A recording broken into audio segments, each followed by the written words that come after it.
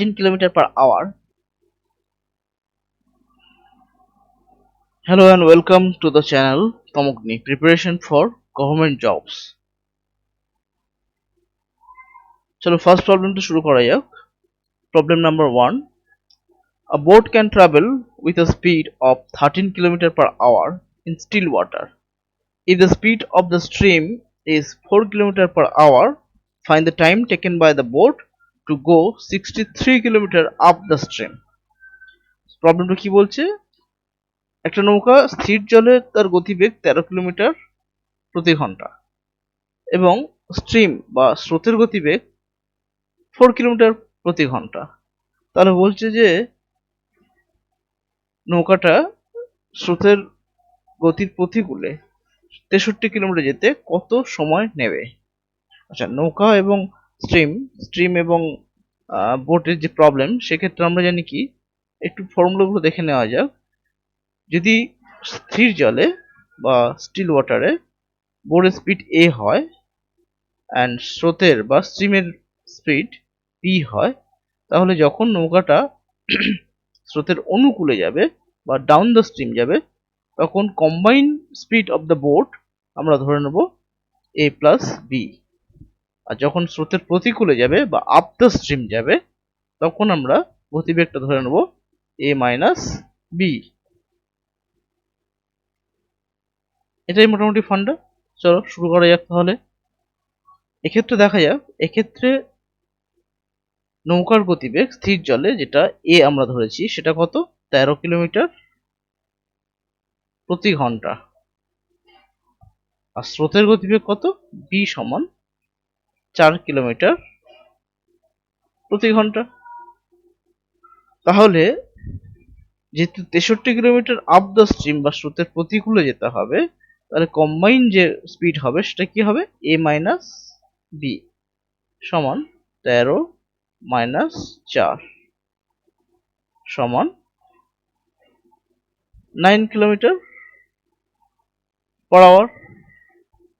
আর কতটা যেতে হবে? 63 কিলোমিটার। সো টাইম কত হবে? টাইম সমান 63/9 equal to 6 hour.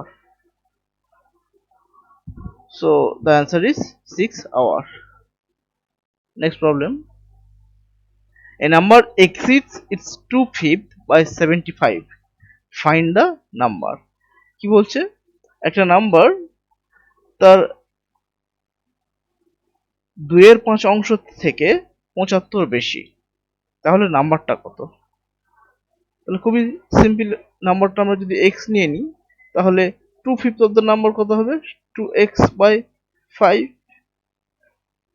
the number exceeds its 2/5 by 75, তাহলে নাম্বারটা এবং এর 2/5 এর ডিফারেন্সটা কত হবে? 75।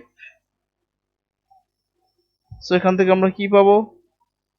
5x minus 2x by 5 equal to 75.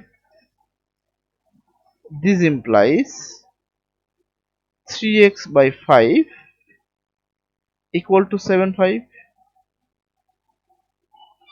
This implies x equal to 75 into 5 by 3. 3 দিয়ে 75 cancel করলে 25. So 25 into 5 is 125. So the number is 125. Next problem. If two supplementary angles differ by 44 degree, then find the angles. আচ্ছা, supplementary angle কারা? কোশ্চেনটা বলছে যদি দুটো সম্পূরক কোণ বা সাপ্লিমেন্টারি অ্যাঙ্গেল, তাদের মধ্যে ডিফারেন্স কত বা পার্থক্য কত? 44 ডিগ্রি, তাহলে অ্যাঙ্গেল দুটি কত বের করতে হবে। সাপ্লিমেন্টারি অ্যাঙ্গেল কারা সেটা একটু আমরা জেনে নিই। যদি দুটো অ্যাঙ্গেল তাদের যোগফল, যদি দুটো অ্যাঙ্গেলের যোগফল 180 ডিগ্রি হয়, 180 ডিগ্রি হয়, তাহলে আমরা তাদেরকে বলবো সাপ্লিমেন্টারি টু ইচ আদার বা একে অপরের সম্পূরক কোণ। আচ্ছা, এক্ষেত্রে বলছি যে সাপ্লিমেন্টারি অ্যাঙ্গেল দুটোর মধ্যে পার্থক্য কত? 44 ডিগ্রি। তাহলে আমরা ধরে নিই একটা এক্স আর একটা এক্স মাইনাস 44 ডিগ্রি। ঠিক আছে, তাহলে এই দুটো আমাদের অ্যাঙ্গেল ধরে নিলাম। তাহলে শর্ত অনুসারে এদের যোগফলটা কত হবে? 180।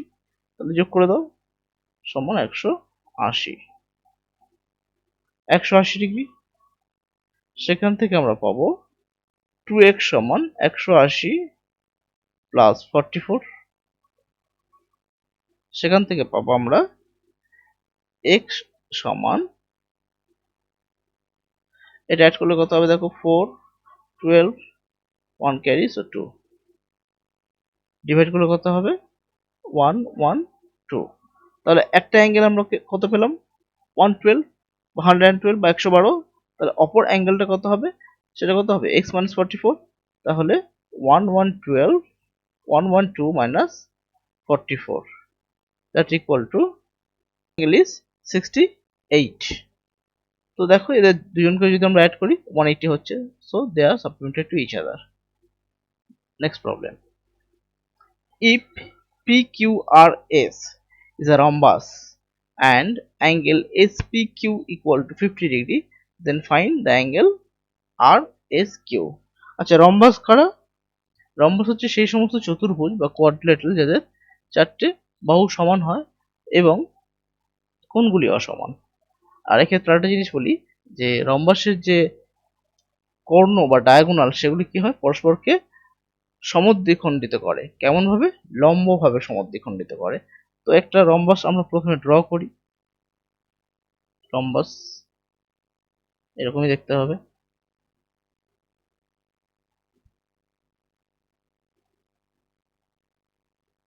এটা রম্বাস, নাম দিয়ে দাও পি কিউ আর এস। এ বলছে angle S P Q, S P Q মানে এই অ্যাঙ্গেলটা কত দিয়েছে? 50 ডিগ্রি। ফাইন্ড করতে হবে আর S Q. R S Q মানে আমাদের কিউ এস ডায়াগোনালটাকে ড্র করতে হবে। তা এই অ্যাঙ্গেলটাকে আমাদেরকে ফাইন্ড করতে হবে। ঠিক আছে, আচ্ছা, চতুর্ভুজের বা কোয়াড্রিল্যাটারাল একটা প্রপার্টি আমরা জানি যে অপোজিট যে অ্যাঙ্গেলগুলি হয় না, ওদের সামেশনটা বা যোগফলটা কত হয়? 180 ডিগ্রি হয়।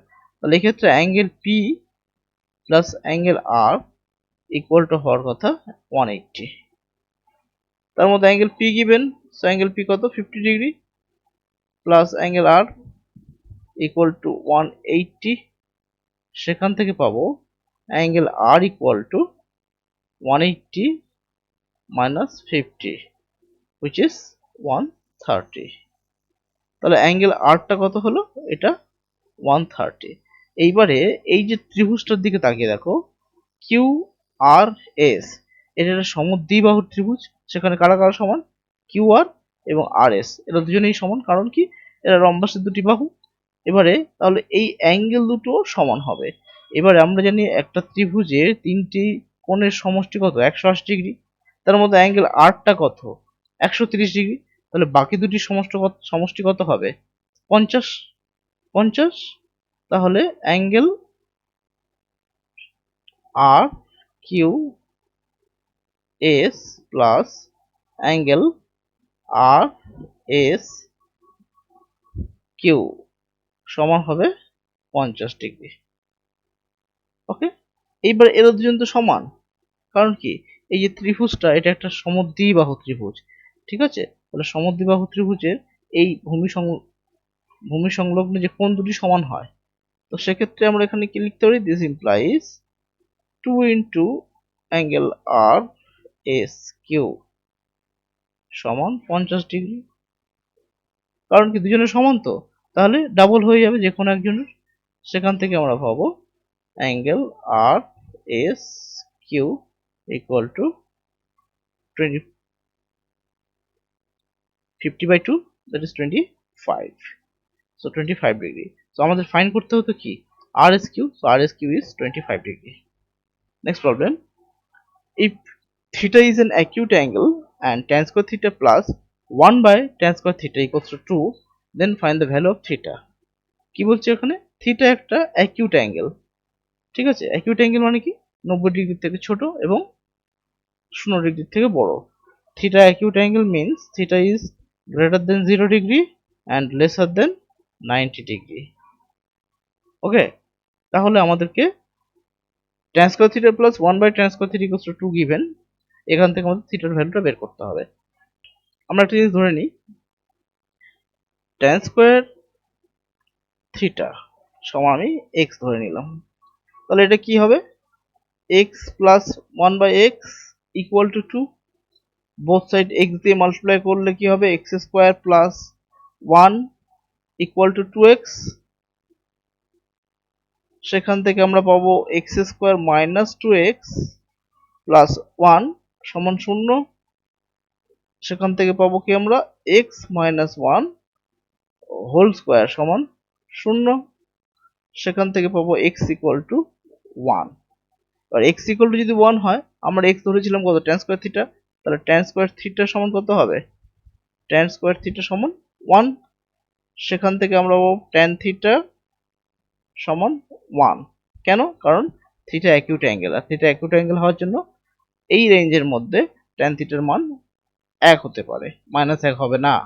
সেখান থেকে আমরা পাবো tan থিটা, এবার 1 মানে tan কত ডিগ্রি, tan 45 ডিগ্রির মান 1 হয়, তার আমরা লিখতে পারি tan 45 ডিগ্রি 1 এর জায়গা, সো এখান থেকে পাবো theta equals two 45 degree. So the value of theta is 45 degree. So বন্ধুরা, যদি ভিডিওটা পছন্দ হয়ে থাকে অবশ্যই লাইক করো, বন্ধুদের মধ্যে শেয়ার করো, যাতে সবাই উপকৃত হতে পারে, এবং এরকম আরো অনেক অনেক প্রবলেমের সলিউশন পেতে অবশ্যই চ্যানেলটাকে সাবস্ক্রাইব করো, বেল আইকনটাকে প্রেস অথবা টাচ করো, যাতে পরবর্তী নোটিফিকেশনগুলো তোমরা পেতে পারো। Thank you.